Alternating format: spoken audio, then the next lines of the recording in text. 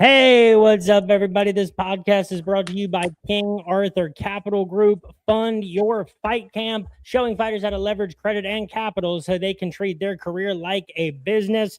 Love sharing that information with as many people out there in the combat sports world as possible. So, with finances always being on the top of every fighter, promoter, manager, coach's mind, if you're looking to treat your career a little bit more like a business, make your career as a fighter work a little bit better for you, hit up King Arthur Capital Group at Fund Your Fight Camp on Instagram. And check out Fight Club Crate, mystery fight gear, knockout prices, undisputed value, combat sports boxes delivered monthly. Use my promo code TAPTHAT15 at Fight Club Crate for 15% off of your first purchase. And follow those folks on Instagram at Fight Club Crate. They're always adding new stuff, products, accessories, for the combat competitors, combat, enthusiasts. And with Father's Day right around the corner, very cool gift idea for the combat connoisseur in your life. And finally, Substats is the analytics and intelligence platform for competitive grappling, giving promoters, leagues, commentators the data they've never had. Matchmaking tools, athlete profiles, event breakdowns, match analysis powered by computer vision. You compete, you promote, you just love the sport. Check them out at substats.app.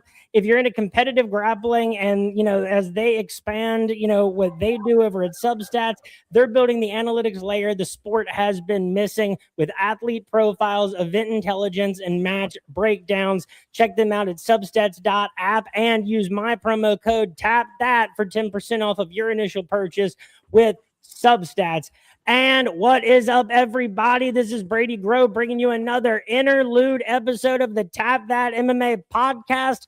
On this podcast, and this is also why I struggle with branding, from time to time, love to hop away from the combat sports world because I love alternative pro football. I love the Reds. I love the Bengals. And most importantly, closest to my heart, I love Kentucky basketball and Kentucky football. Love to talk about that as often as we can. And thank God I'm talking to this guy now as opposed to when we originally planned for it.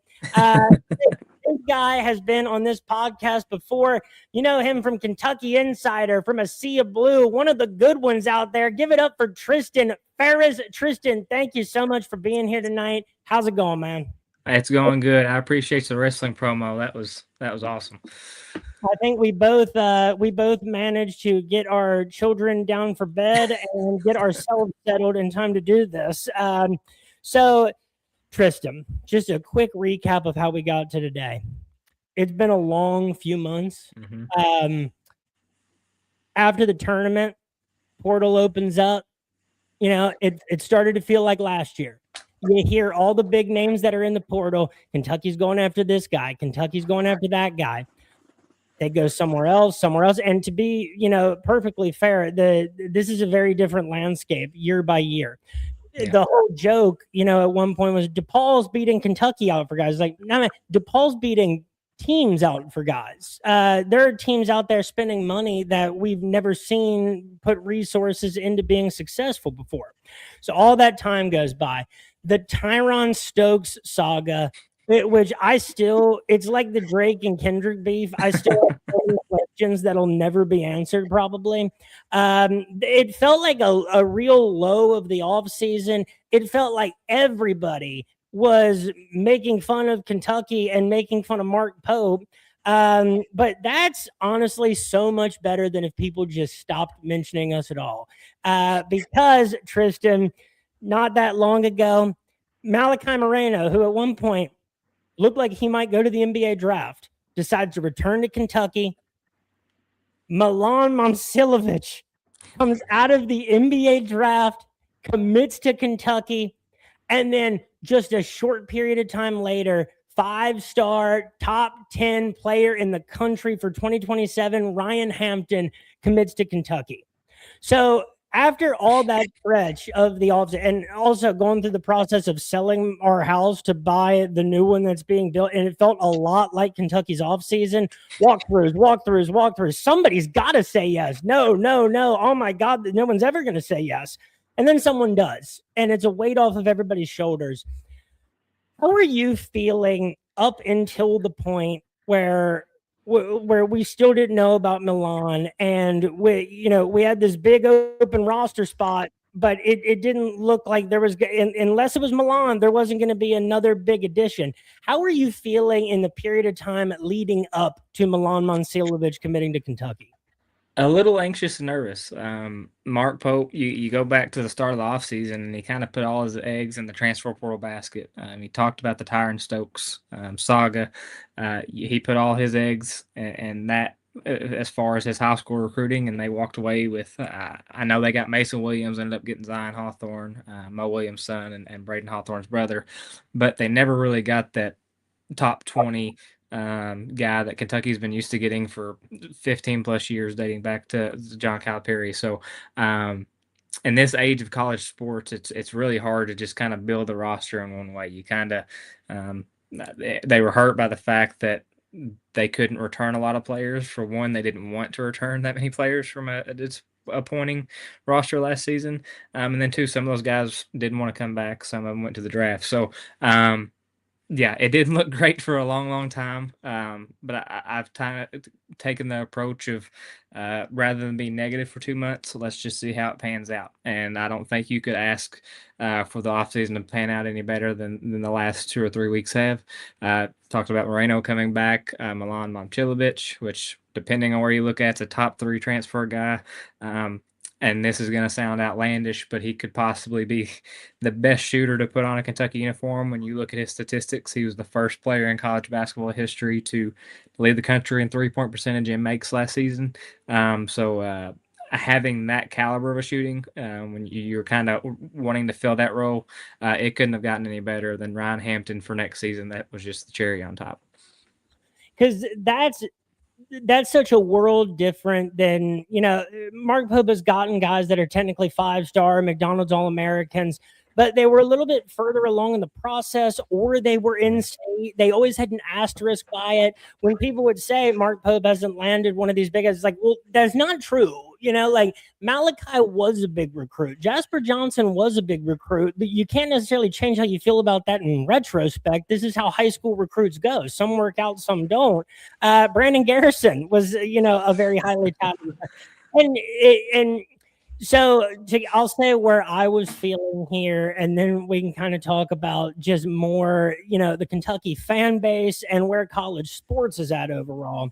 Because where I was feeling is I'm in the same boat as you, where one, like, life is too short to be a little pissant fan. Like, it's way too short to go, this sucks, we're gonna suck them. It's soft is what it is, Tristan. Like, people want to say about you and me that we don't have the higher standards or whatever the hell.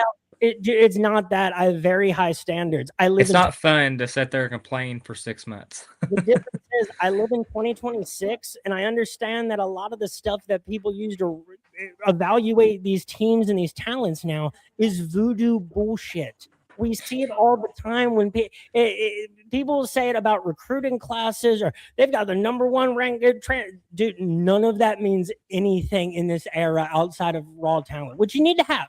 You need to have raw ability.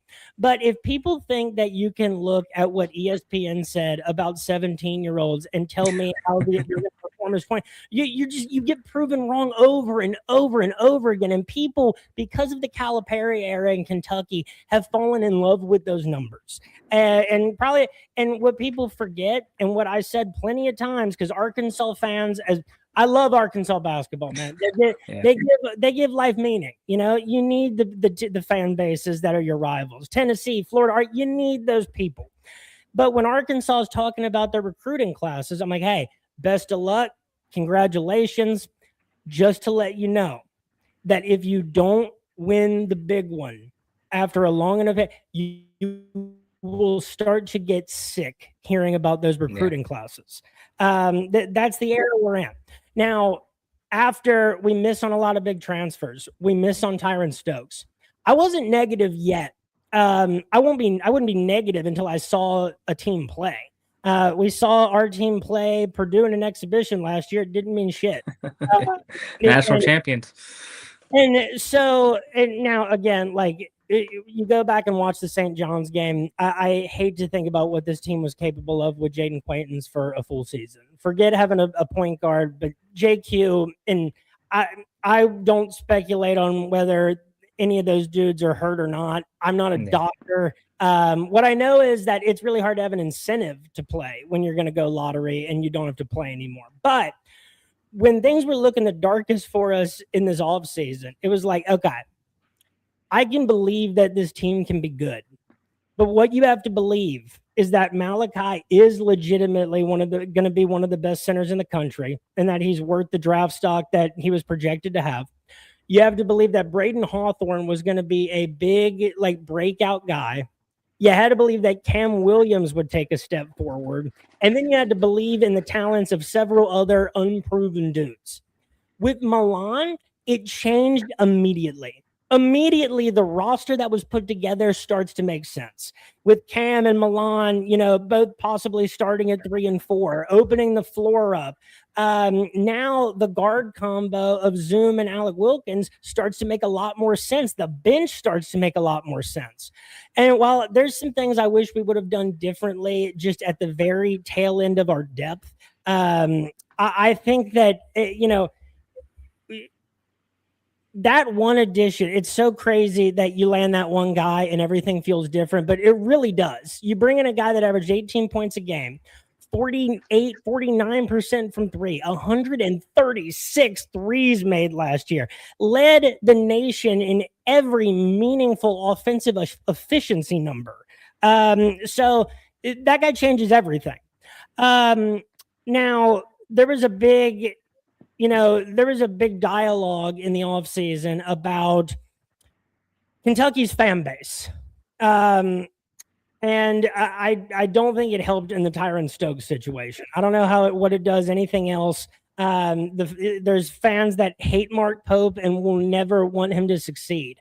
I think there's fans that love Mark Pope because he seems like a nice guy that loves Kentucky basketball, and they'd give him way more chances than anybody else.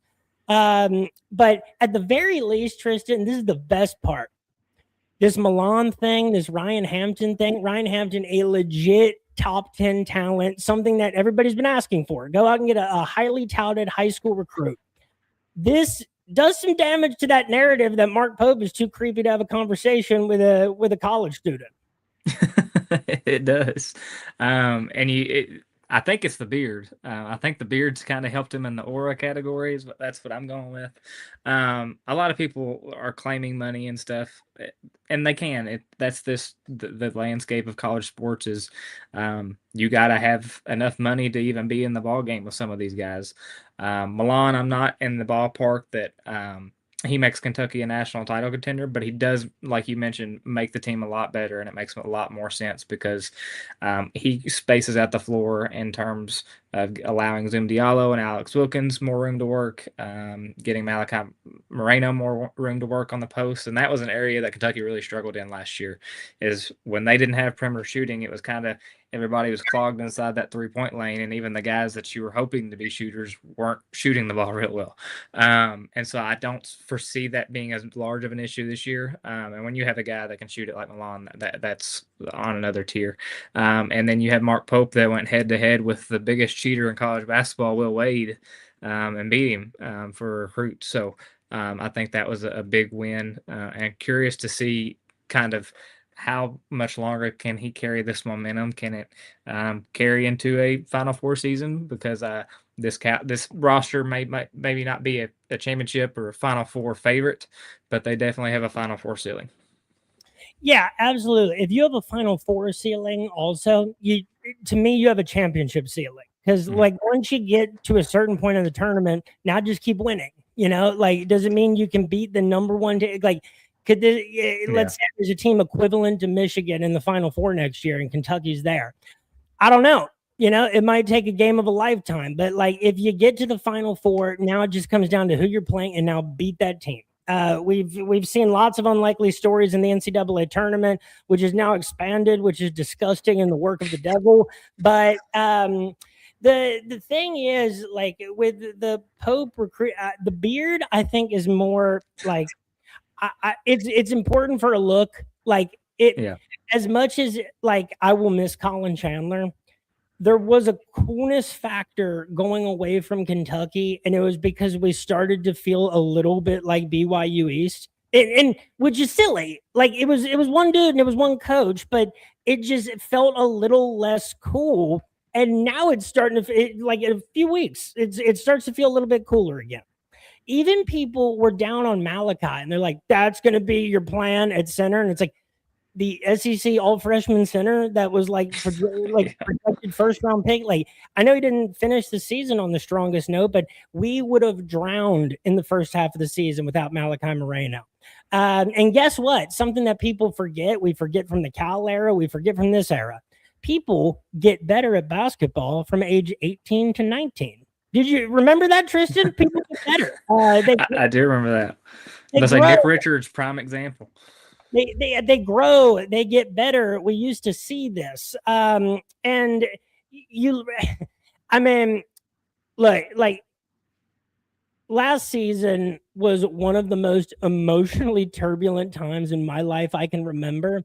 For nothing to do with my life, just because of the season. It was like, especially like I'm almost glad my Twitter account got hacked and I can't get it back because I'm way happier now, not seeing how miserable other people's lives are with this.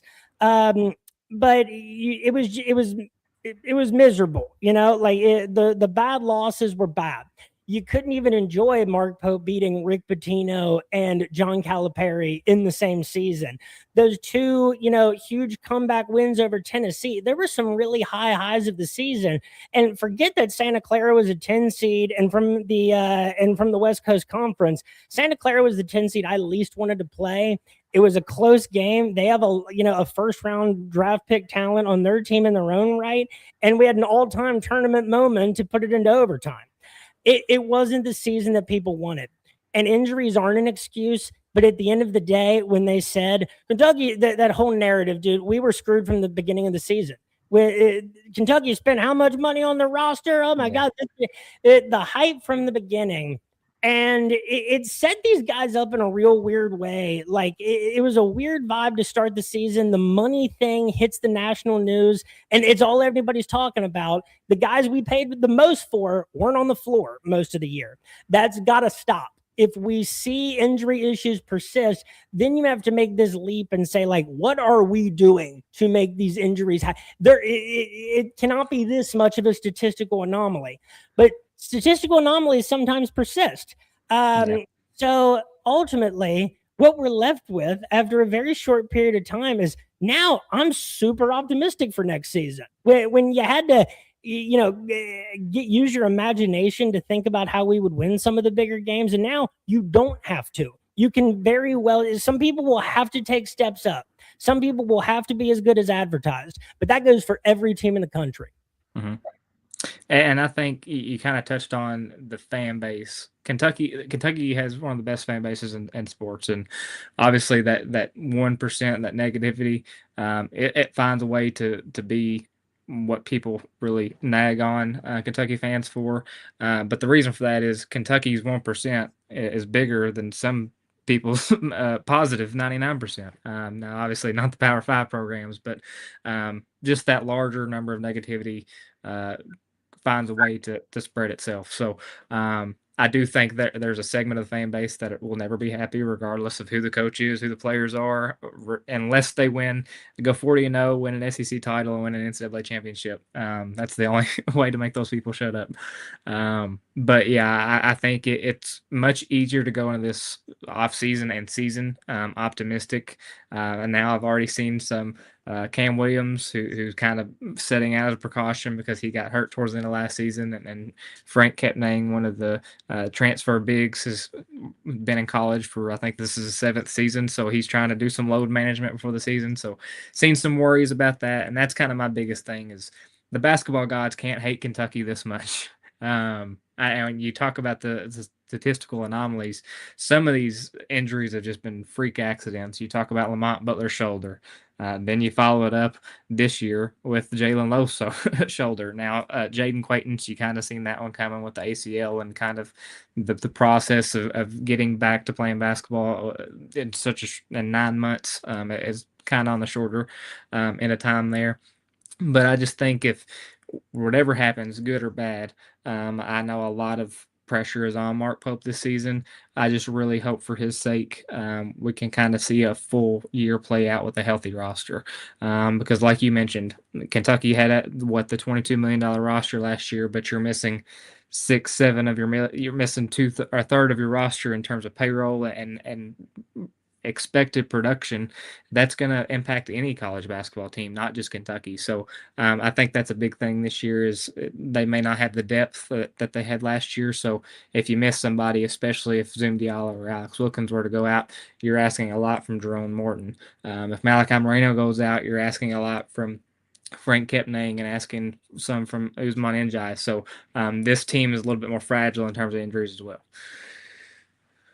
Yeah, I like the depth pieces. I like McBride. I like Morton. I like what they produced where they were at. And again, to talk about the fan base just a little bit more is where this would.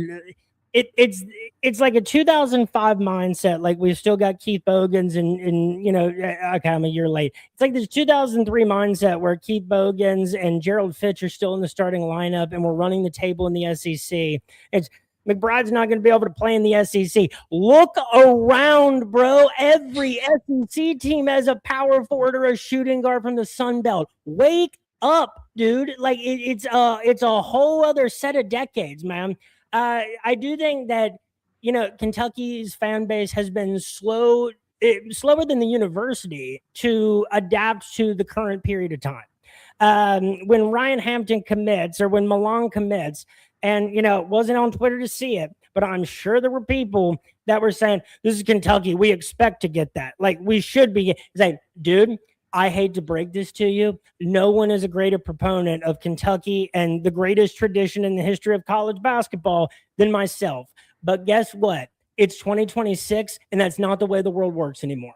It's just not. Now, that doesn't mean you can't be at the top and reach the top many, many more times. You've got to do this thing right. You have as many resources more than anybody else. You have the fan base and the passion that goes behind that.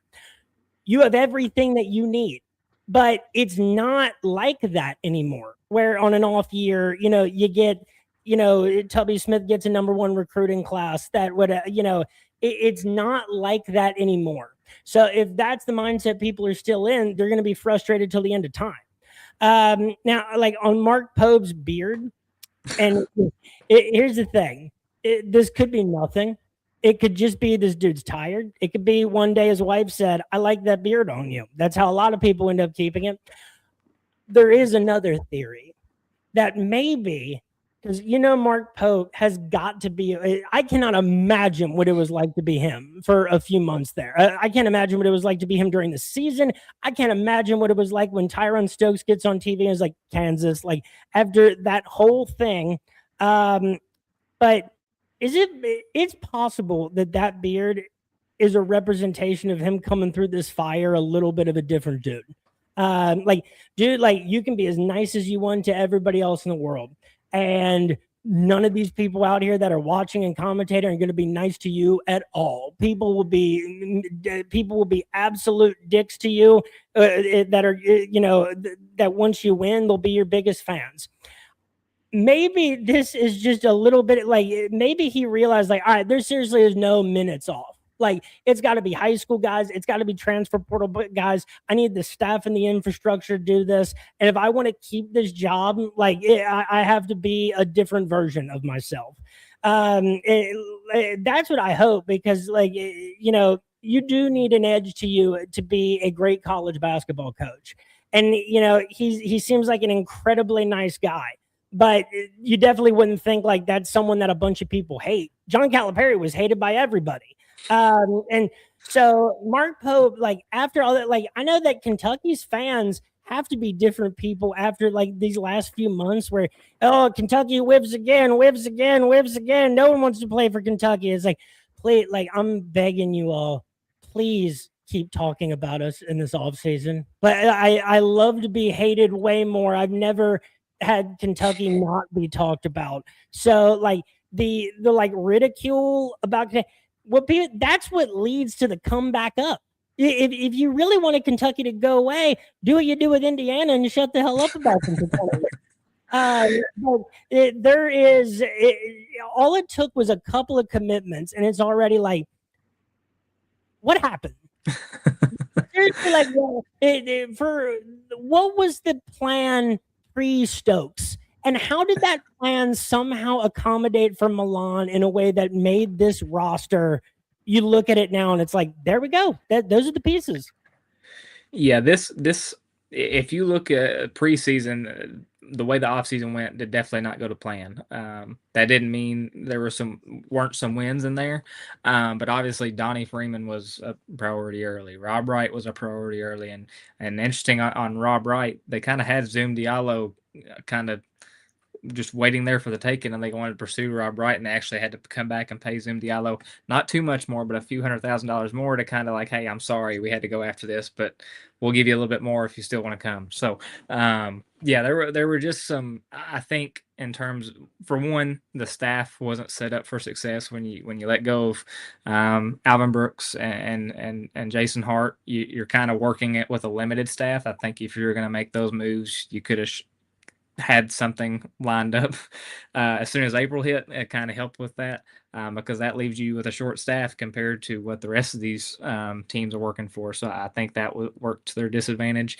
And then Tyron Stokes is just one of those scenarios that I do think Kentucky could have had another player or two back in the fall if they really wanted them, but they wanted to put all their eggs in the Tyron Stokes basket, and that was probably through Mark Pope's tenure my biggest criticism. His biggest criticism has been recruiting. He's kind of helped with that narrative here the last few weeks, but you have a guy that he may be the number one prospect, but you put all your eggs in this basket when everybody's telling you he's going to Kansas, he goes to Kansas, he's going to Kansas, and that finally happens, and he goes to Kansas, and then you're left without nobody. And so I do think going forward, I don't think you'll see Mark Pope do that. Unless it's just a generational talent and he feels like he has to invest that. But you can't, I think he kind of got burned and learned the lesson. You can't go all in on one guy and miss on others guys, because like you said, in this age of college sports, specifically basketball, you have to build a team with 3 different areas. And if you or go without high school recruits, and for example, this season, don't really have any returners outside of Cam Williams, Malachi Moreno, 2 or 3, when you're hoping somewhere in the 4, 5, 6 range, that really puts you shorthanded, and that's why they're bringing in 9 new guys to this team. And like you talked about, Mark Pope and the beard, I think it's, in terms of being the villain, if he had a mentor in Rick Pitino that was as good of a villain as college basketball has seen, I don't think he'll ever get close to that. But I do think he's kind of learned the last year. He's been put in the fire from the national media, the local media, had local media calling players overpaid. I'm trying to figure out the overpaid losers. And then those guys have to go interview the players that same week. And I think that crossed the line there. And Mark Pope took note of all of it. I think he is well aware of how intense this job can be from the media and the fans. But I do feel like there were some areas where he felt like some lines were crossed, and rightfully so. And I do think, and if you just listen to the first couple interviews that he's had with UK Sports Network, which is really who he's talked to so far, he's not as happy or easy-go-lucky. He's kind of just been kind of humble. Let's get this thing along. Like, I know what we got going on. And I do think it's worthy to note the first 2 years he did have a presser with the media before practice started in May, and he didn't this year. And so I don't think it's Mark Pope versus the world per se, but I do think he's kind of taking note of the people that have been against him the last couple months. And he felt so much of the love, like, and dude, this is the risk you take when you hire a guy who won a championship at your school as a player. You have a 23,000 attendee press conference to introduce him. It makes the downtimes that much harder. He felt so much love at the beginning, and I think like these last few months has been, dude, like, all right, like you don't you don't care about the nice guy Mark Pope anymore, you don't get, then fine. Then like if what you care about is the winning product and nothing else, that's what I'm going to do. That's, that could be reading in a lot to some facial hair, but it's hard to imagine how that couldn't have happened, with this dude. This dude's a competitor. He won a championship as a player. He played in the NBA. He's a head coach. This guy doesn't want to lose. This guy wants to win. He definitely doesn't want to get fired from his alma mater after all of that, that led into it. So, there's got to be a different, and yeah, like I hope that he does to like talk to Rick Pitino, as much as possible. And, again, hope he doesn't reach that level of villain status, because I don't want Mark Pope's family to be broken up or anything. But there is just something to the best college coaches aren't necessarily good dudes. Not even nice, good. They're not necessarily good dudes. I think Mark Pope is a good dude, but like you gotta have some dirt to you. This last season, he felt how bad it could be, and you won 20 games. You made the tournament. You didn't go 9-16 like we did with BJ Boston. You didn't go to the NIT. You won 20 games. You went to the tournament, and the Heat. I can't imagine what it was like for him to try to go to sleep every night, knowing what the conversation was, and so. Now, when you see Stokes, that whole thing of like, he actually signed those papers back in November with Kansas or whatever. And you see like Louisville having such a good offseason. Yeah, and it's like, dude, I'm so excited for those games now. You've got to win them. That's the tough part. Those are going to be good teams. But we play Louisville at Rupp Arena. We're playing Kansas in the Champions Classic. And now I think we have the pieces to win those games is the dairy. And from before, like even with my imagination being like, damn, man, I do not want to go into a season where we're getting our ass beat in all these biggest games. Now it's like, please bring on the month of November. My God, I want it. Look, right now, Mark Pope, year 3, it's either take a big step forward, show that you can do this, or we move on. That's possible. And, even with Ryan Hampton being committed, Mark Pope can do things outside of the Final Four to earn a year 4, but there's a checklist that he's got to hit one or multiple of to see the 4th year. I'm really rooting for him. What do you think a successful season for this team looks like? But I mean, like, what do you think is the baseline of like, all right, that was a good year, and now we're ready to move forward with Mark Pope as head coach?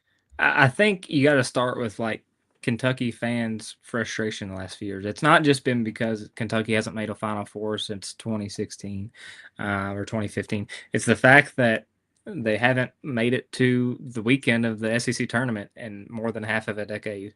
They haven't really been in contention to win an SEC regular season title for the better part of a decade, and they haven't made it to at least an Elite Eight since 2018, 2019. So it's been in terms of all areas of success, there's been some great wins. Don't get me wrong. In terms of even dating back to John Calipari, you beat a #1 Kansas on the road by nearly 20 points. You blew out North Carolina that year and the CBS Classic. You've beaten last season John Calipari and Rick Pitino in the same year. Going back to Mark Pope's first season, a record number of top 15 wins. So it's not that there hasn't been high points. It's just that postseason success. And I really think that this isn't a Final Four bust year, but I do think Mark Pope really needs to at least make the Sweet 16 in addition to making the either finishing top 3 in the SEC or making the weekend of the SEC tournament. And I do think some people's expectations need to change a little bit. Not in terms of Kentucky, you always have to expect national title or bust to win the SEC. Don't get me wrong in that aspect. But if you just look how much there's not as much parity in college basketball anymore.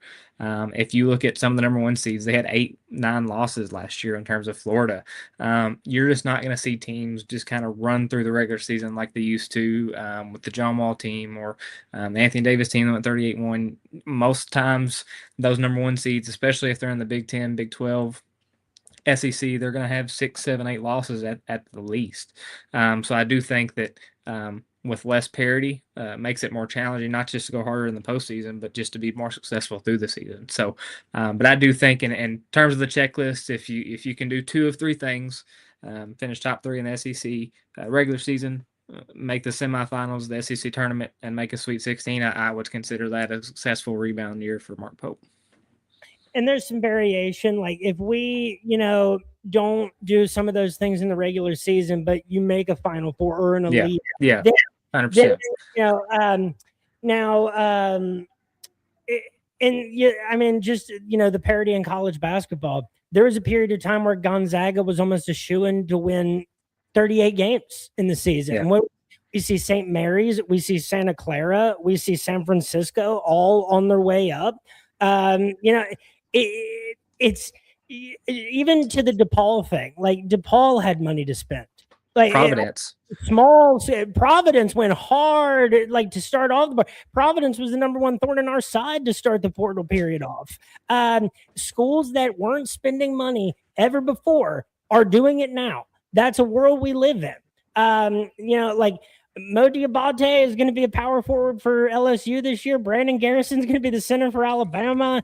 Denzel Aberdeen chose to go back to Florida. Wait, that just hurts. Like you had a senior day, bro. Like if you had a going away party, I better not see your ass back here like a week. But yeah, like I'm rooting for him. There are people that aren't rooting for it. They missed the Calipari era. The Calipari era, it was great. It was a great time of my childhood and yours. At the same time, Calipari likes to build up programs. He likes to take programs that have a lot of potential and turn them into a power. I think eventually he just kind of I think you lose a little bit of your motivation. The relationship runs stale after a long period of time. John Calipari was at Kentucky for a long time. And the tournament success in the 2020s was nothing. And that is what Mark Pope walked into, and he had probably overachieved season one. With a special group that he was able to bring together on short notice. Maybe Mark Pope's a big swinger because Jaden Quaintance was a big risk. Kind of a big risk you kind of had to take at a certain point. Tyron Stokes, big risk. One you have to take. I just question the intel he was getting. Who is to blame for that? If he thought we had a legit chance, I would be mad if he didn't. And if he didn't think we had a legit chance, then what were we doing? I think, especially with all the absolute boss hog criminal shit that was happening with Kentucky's athletic department, I think there's answers we'll never have to those questions. When the governor sends Mitch Barnhart running into real retirement. And Tristan, that brings us to the last topic. I know you got to go here in a couple of minutes. What do you think of the new AD hire? I actually had the opportunity to talk to I'm calling him Batman. So if you go to his Twitter page, it's MSU_Batman. It'll be updated to UK here soon. But J-Bat, I think I look at it in two kind of ways. I think in terms of the new age of college sports, fundraising and revenue is the priority, because if you don't have the money, you can't compete. It's just that simple. So I think in that category, it's a home run. If you look at every stop he's been in, dating back to James Madison, his time at Maryland, up to Alabama, Georgia Tech, and most recently Michigan State, he has raised money. He has broken revenue generation or fundraising records at every stop he has been in. So he knows and has an elite track record of doing that, which I love. You heard Mitch Barnhart and not just him, but several people in the athletic department talk about generating more revenue and adding revenue buckets. I think J-Bad is somebody that will do that in a very, very strong regard, especially when you can raise money at a place like Georgia Tech or raise $400 million at Michigan State. You kind of show your guns there. My only worry, and knock on wood, hopefully this doesn't have to happen in the near future, is his coaching hire record. So he's made 3 as an athletic director, 2 at Georgia Tech and 1 at Michigan State. Pat Fitzgerald, he hired at Michigan State, to be determined if that'll be successful or not, but it wasn't received the best, coming from Northwestern with a couple losing records. Brent Key, that's probably the one coach he's hired that's had the most success, but he also didn't really want him. He kind of was looking at some other candidates at Georgia Tech, and the boosters kind of pushed for Key to retain. He was interim head coach, and he's been successful. And the third one's Damon Stoudemire, who was fired after 3 seasons. So kind of a mixed bag. There's not really a definite he can't hire coaches or can hire coaches. And I do think at a place like Kentucky and the SEC, especially a basketball program that's that highly regarded, it should be easier to hire coaches. So that's one thing to note. So but I think overall you got to be positive about it. For one, you're getting a young guy that understands the college landscape where it is now.